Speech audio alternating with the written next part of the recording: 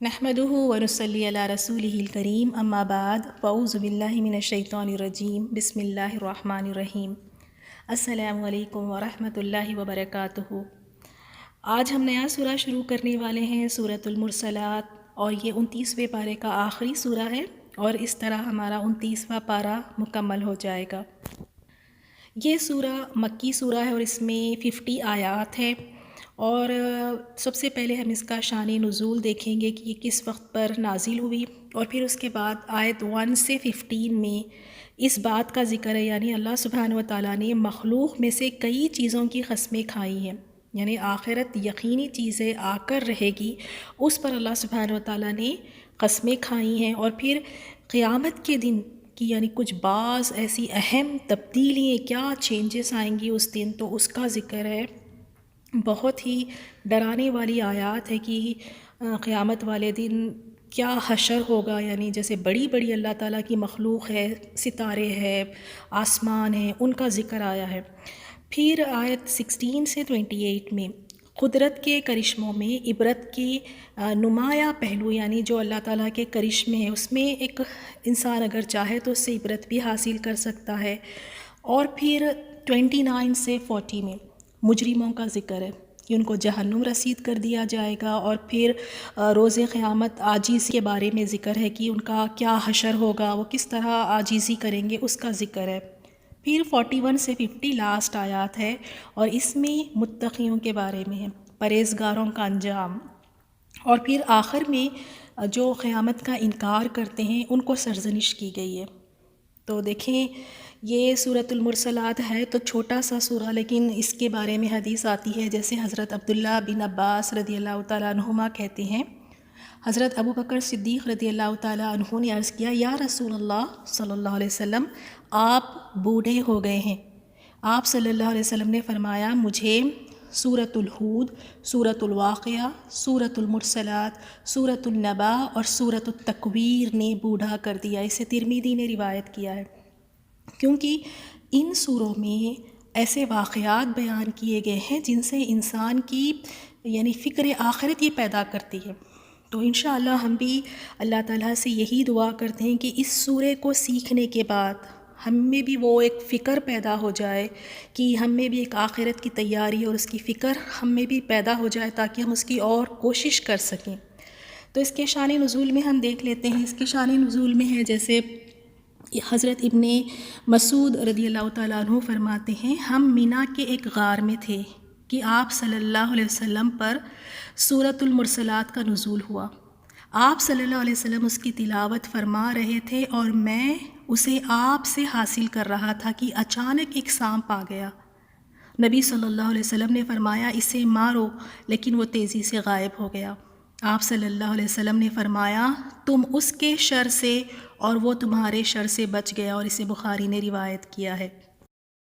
اور ایک دوسری حدیث میں اس کی فضیلت اس طرح آئی ہے کہ نبی صلی اللہ علیہ وسلم نے بعض دفعے مغرب کی نماز میں بھی یہ سورت پڑھی ہے۔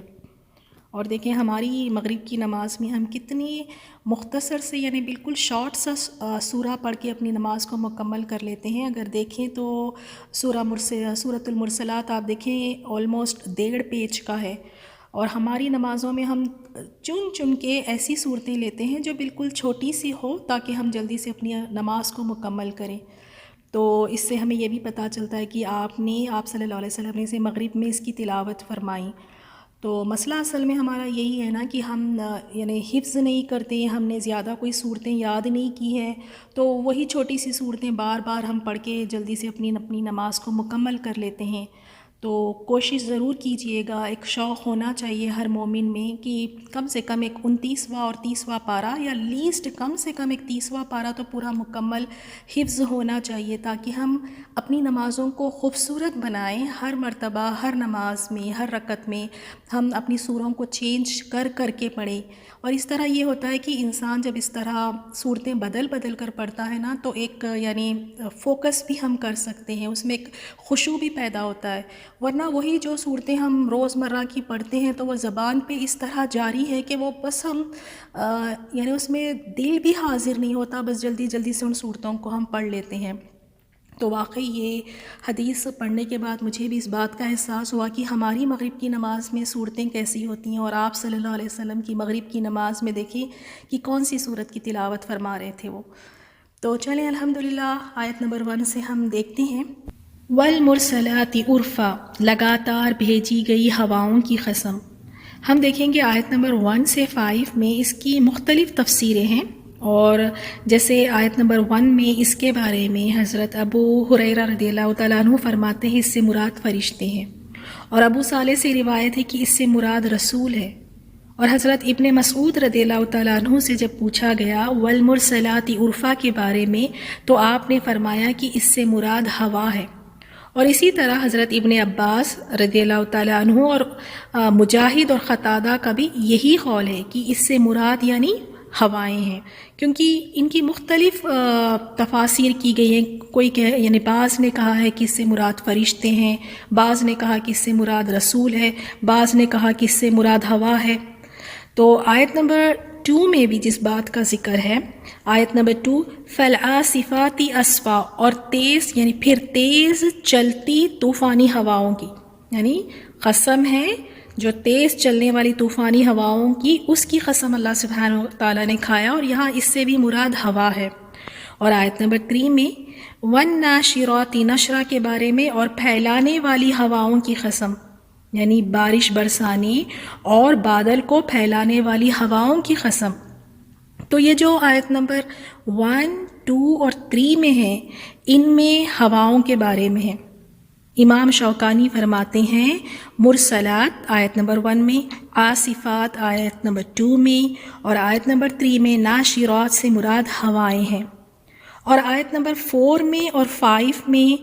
فارقات اور فالملقیات سے مراد فرشتے ہیں، اور یہی بات صحیح ہے، یعنی یہی بات راجح ہے۔ تو آیت نمبر 4 ہم دیکھتے ہیں، آیت نمبر 4 ہے فالفارقات فرقا، اور جدا جدا کرنے والے، پھر انہیں پھاڑ کر جدا جدا کرنے والے، یعنی اگر اس سے ہم مراد لیں فرشتے، یعنی جو جدا جدا کرنے والے ہیں۔ کیا چیز کو فرشتے جدا جدا کرتے ہیں؟ یعنی اللہ تعالیٰ نے قسم کھائی ہے نا ان فرشتوں کی قسم جو حق و باطل کے درمیان فرق کرنے والے احکام لے کر اترتے ہیں۔ اگر اسے قرآن کی آیات لیں، جیسے اس کے بعض نے یہ بھی تفسیر کی ہے کہ اگر یہ قرآن کی آیات ہے تو جن میں حق و باطل اور حلال و حرام کی تمیز ہوتی ہے۔ اگر آیت نمبر 4 سے مراد اگر رسول لیا جائے تو رسول وہ ہے جو یعنی ان پر جو وحی نازل ہوتی ہے، اس وحی کے ذریعے وہ حق و باطل کے درمیان میں فرق کر کے اس کو واضح کرتے ہیں۔ تو مختلف معنی ہیں، لیکن راجح قول کون سا ہے کہ آیت نمبر 4 اور 5 میں فرشتوں کا ذکر ہے۔ پھر آیت نمبر 5 میں فالملقیات ذکرا، اور یعنی یہاں پر اس بات کا ذکر ہے کہ پھر ذکر اتارنے والے فرشتوں کی، وہ فرشتے جو وحی لے کر اترتے ہیں، وحی لانے والے فرشتوں کی قسم۔ آیت نمبر 6 عذراً او نذرا، عذر ختم کرنے یا ڈرانے کے لیے۔ تو آیت نمبر 4، 5 اور 6 میں ان سے مراد فرشتے ہیں، اور اس میں یعنی کوئی اختلاف نہیں ہے، کیونکہ یہ اللہ تعالیٰ کے یہ جو فرشتے ہیں یہ اللہ تعالیٰ کے حکم سے رسولوں پر نازل ہوتے ہیں، اور حق و باطل اور ہدایت اور گمراہی اور حلال و حرام میں فرق کر دیتے ہیں، اور رسولوں کے پاس یہ فرشتے ایسی وحی پہنچاتے ہیں جس میں انسانوں کے لیے اس میں پھر کوئی ایکسکیوز باقی نہیں رہتا، کوئی وہ عذر باقی نہیں رہتا ہے، تاکہ لوگوں پر ایک حجت قائم ہو جائے اور کوئی عذر باقی نہ رہے۔ اب یہ آ جانے کے بعد بھی اگر مخلوق، اگر انسان اللہ تعالیٰ کے حکم کی مخالفت کرے تو پھر اسے اللہ تعالیٰ کے عذاب سے ڈرایا بھی جاتا ہے۔ انما توعدون، یقیناً جس کا تم وعدہ دیے جاتے ہو، آیت نمبر 7 میں یقیناً جس کا تم وعدہ دیے جاتے ہو وہ ضرور واقع ہونے والی ہے۔ تو اس بات پر یعنی یہ وہ چیز ہے، اس آیت میں جو بتایا گیا ہے یہ وہ چیز ہے جس پر یہ قسمیں کھائی گئی ہیں، یعنی لوگوں تم سے جو یہ وعدہ کیا گیا ہے کہ قیامت قائم ہوگی، سور میں پھونکا جائے گا، جسموں کو دوبارہ اٹھایا جائے گا، اگلے پچھلے تمام انسانوں کو ایک ہی میدان میں جمع کیا جائے گا، اور پھر ہر شخص کو اس کے عمل کے مطابق جزا دی جائے گی۔ اگر اس نے اچھا عمل کیا ہوگا تو اچھی جزا ملے گی، اور اگر برا عمل کیا ہوگا تو بری سزا ملے گی۔ تو یہ تمام امور، یہ تمام کام یعنی بلا شک یقینی طور پر یہ ہونے والے ہیں۔ تو اس سے یہی پتہ چلتا ہے کہ پھر یہ انسان پھر کوشش کرے۔ اتنی قسمیں کھا کر اللہ سبحانہ و تعالیٰ نے یہ بات بتائی کہ یہ بات یقینی طور پہ ہوگی، قیامت آئے گی، حساب کا دن ہوگا، اعمال چیک ہمارے کیے جائیں گے، اچھے ہوں گے تو جزا ملے گی۔ تو یہ قسمیں کھا کر اللہ تعالیٰ نے بتائی، اس کے بعد بھی بے فکری کی زندگی گزارنا، اس کے بعد بھی ہمیں کوئی خوف نہ آئے، ہم اس کی تیاری نہ کریں، فکر نہ کریں، تو پھر بتائیں کیا ہوگا ہمارا؟ انسانوں کو کیا بتایا گیا کہ یہ تو ایک دن آنے والا ہے، تو اس کی کیا ضرورت ہے کہ اب ہمیں اس کی تیاری کرنے کی ضرورت ہے۔ اصل بات یہ ہے کہ ہم اس کی خوب ساری تیاری کریں، کیونکہ وہ دن ٹل نہیں سکتا، اور وہ ایسا دن ہے، اس کے بارے میں مزید نیکسٹ آیات میں اللہ تعالیٰ نے فرمایا کہ یہ جب قیامت واقع ہوگی تو وہ دن کیسا ہوگا، اس کے بارے میں فرمایا کہ قیامت کے دن کی جو بعض اہم تبدیلیاں ہوں گی۔ فَإِذَا النُّجُومُ طُمِسَتْ، آیت نمبر 8 میں، چنانچہ جب تارے مٹا دیے جائیں گے، یعنی بے نور کر دیے جائیں گے۔ اتنے ستارے اور اتنے تارے ہیں، ان کا وجود تک ختم ہو جائے گا، جیسے کبھی یہ تھے ہی نہیں، ان کا نام و نشان ختم ہو جائے گا۔ سب کے سب جتنے بھی ستارے ہیں اللہ تعالیٰ ان کو مٹا دے گا۔ اور سورۃ التکویر میں بھی اللہ تعالیٰ نے فرمایا وَإِذَا النُّجُومُ انْكَدَرَتْ، اور جب تارے بے نور ہو جائیں گے۔ اور سورۃ الانفطار میں بھی فرمایا اللہ تعالیٰ نے اور جب تارے بکھر جائیں گے۔ آیت نمبر 9 میں وَإِذَا السَّمَاءُ فُرِجَتْ، اور جب آسمان پھاڑ دیا جائے گا، یعنی آسمان پھٹ جائے گا، اس کے کنارے ٹوٹ جائیں گے اور اس کے کونے کمزور پڑ جائیں گے۔ اتنا بڑا آسمان، اور اس کا کیا حال ہوگا؟ اس کو پھاڑ دیا جائے گا یا پھٹ جائے گا۔ جیسے 2 آیتوں میں ہمیں پتہ چلتا ہے کہ پھاڑ دیا جائے گا، پھٹ جائے گا۔ تو جب آپ دیکھیں کہ جیسے کوئی ایک پرانا کپڑا، بوسیدہ کپڑا ہوتا ہے، تو جب اس کو بوسیدہ ہو کر کس طرح وہ چرتا ہے، یا پھر آپ اس طرح سے آپ اس کو سمجھیں کہ کوئی بھی چیز جب پھٹتی ہے یا جب کوئی بھی چیز کو پھاڑتے ہیں تو وہ ایک اس کی آواز ہوتی ہے۔ ایک بم کے دھماکے کو ہی تھوڑا سا یاد کر لیں کہ بم کا دھماکہ چھوٹا سا ہوتا ہے، اور وہ دھماکے کی وجہ سے جب وہ پھٹتا ہے تو اتنی بھگدڑ مچ جاتی ہے کہ لوگوں کو کوئی ہوش نہیں رہتا کہ وہ بس بھاگنے لگتے ہیں ایک چھوٹے سے بم کے دھماکے سے۔ اور قیامت والے دن ہوگا کیا کہ اتنا بڑا آسمان، اور یہ جب اسے پھاڑ دیا جائے گا، یہ جب پھٹ جائے گا تو اللہ جانے وہ کیسی آواز ہوگی۔ اسی لیے اس دن کو کیا کہا گیا کہ بہت ہی خوفناک اور ہولناکیوں والا وہ دن ہوگا۔ تو آسمان کا یہ حال ہے اس دن۔ وَإِذَا الْجِبَالُ نُسِفَتْ، اور جب پہاڑ اڑا دیے جائیں گے، اتنے بڑے بڑے پہاڑ، اور وہ بھی بالکل دیکھیں کہ اڑ رہے ہیں، یعنی پہاڑ ختم ہو جائیں گے، ان کا نام و نشان باقی نہیں رہے گا۔ اللہ تعالیٰ نے سورہ طٰہٰ میں فرمایا اور تم سے پہاڑوں کے بارے میں دریافت کرتے ہیں تو کہہ دیجئے میرا رب انہیں اڑا کر بکھیر دے گا۔ اللہ اکبر! یعنی اتنی بڑی بڑی اللہ تعالیٰ کی مخلوق، ستارے ہیں، آسمان ہیں اور پہاڑ ہے، ان کا یہ حال ہوگا اس دن، اور ان کا تو کوئی حساب بھی نہیں ہے۔ سورج ہے، چاند ہے، ستارے ہے، پہاڑ ہے، ان کا کوئی حساب کتاب نہیں، ان کے لیے کوئی عذاب نہیں، ان کے لیے کوئی جنت اور جہنم نہیں۔ اور ہمارے لیے ہمارا حساب بھی ہوگا، ہمارے لیے جنت اور جہنم ہے، ہمیں ایک ایک بات کا جواب دینا ہے، لیکن پھر بھی دیکھیں ہمیں دوبارہ اٹھایا بھی جائے گا، لیکن پھر بھی ہمیں کوئی اس بات کی فکر ہی نہیں ہے۔ ان کا تو دیکھیں یہ تو ختم ہو جائیں گے، سورج ہے، چاند، پہاڑ، یہ تو ختم ہو جائیں گے، اصل بات تو ہماری ہے نا کہ جب ہمیں دوبارہ اٹھایا جائے گا۔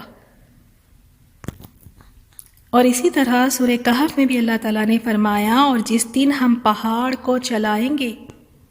اور آپ زمین کو صاف میدان دیکھیں گے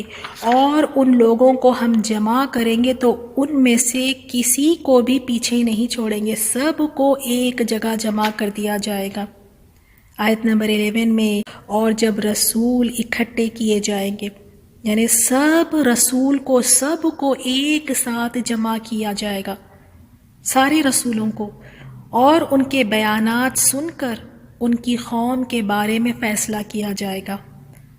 یعنی رسولوں سے بھی پیشی ہوگی، ان سے بھی سوال جواب ہوگا، ان سے بھی پوچھ تاچھ ہوگی، اور پھر اس کے بعد ان کے بیانات سن کر ان کی قوم کا فیصلہ ہوگا۔ آیت نمبر 12، لِأَيِّ يَوْمٍ أُجِّلَتْ، کہا جائے گا کس دن کے لیے انہیں مؤخر کیا گیا، لِيَوْمِ الْفَصْلِ، فیصلے کے دن کے لیے، اور یہ فیصلے کا دن ہوگا۔ وَمَا أَدْرَاكَ مَا يَوْمُ الْفَصْلِ، اور آپ کو کس چیز نے بتایا کہ فیصلے کا دن کیا ہے؟ ایک فیصلے کا دن کیا ہے؟ اس دن کیا ہوگا جس دن لوگوں کے درمیان فیصلہ کیا جائے گا کہ کون جنت میں جائے گا اور کون دوزخ میں جائے گا، کس کے اعمال بھاری اور کس کے اعمال ہلکے۔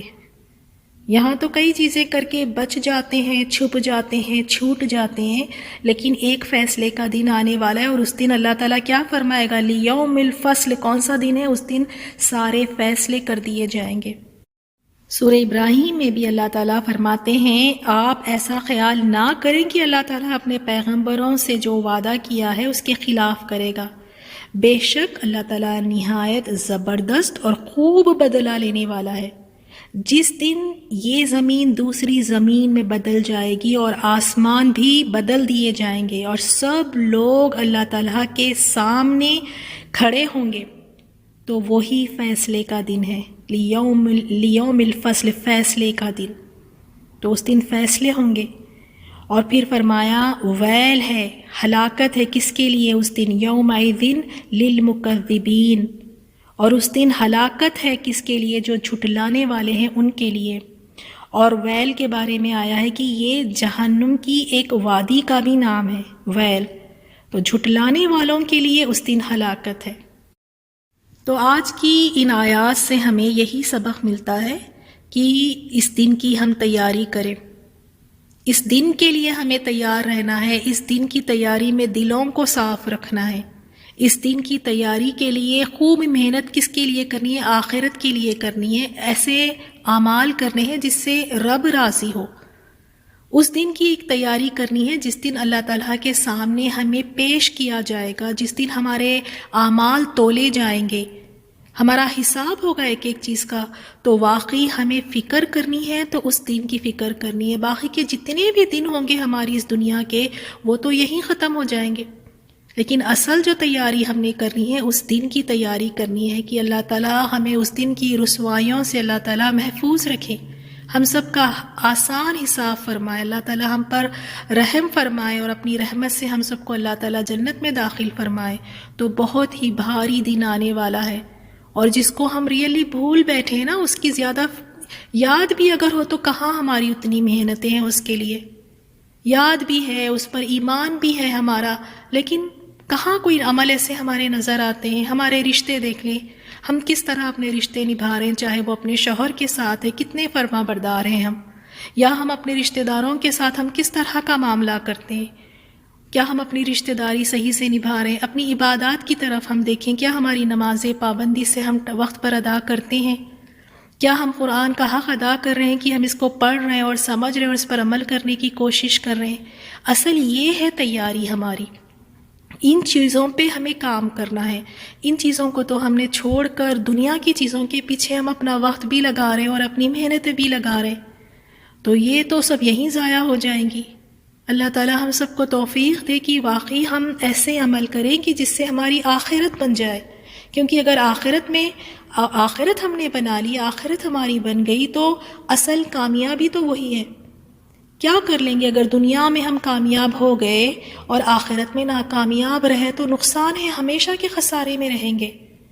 تو بات یہی ہے کہ کوشش اور محنت آخرت کے لیے کرنا ہے، فکر بھی کرنا ہے تو آخرت کی فکر کرنا ہے۔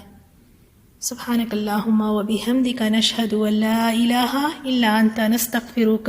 و نتوب الیک۔ السلام علیکم ورحمۃ اللہ وبرکاتہ۔ بسم اللہ الرحمن الرحیم والمرسلات عرفا فالعاصفات عصفا والناشرات نشرا فالفارقات فرقا فالملقيات ذكرا عذرا أو نذرا إنما توعدون لواقع فإذا النجوم طمست وإذا السماء فرجت وإذا الجبال نسفت وإذا الرسل أقتت لأي يوم أجلت ليوم الفصل وما أدراك ما يوم الفصل ويل يومئذ للمكذبين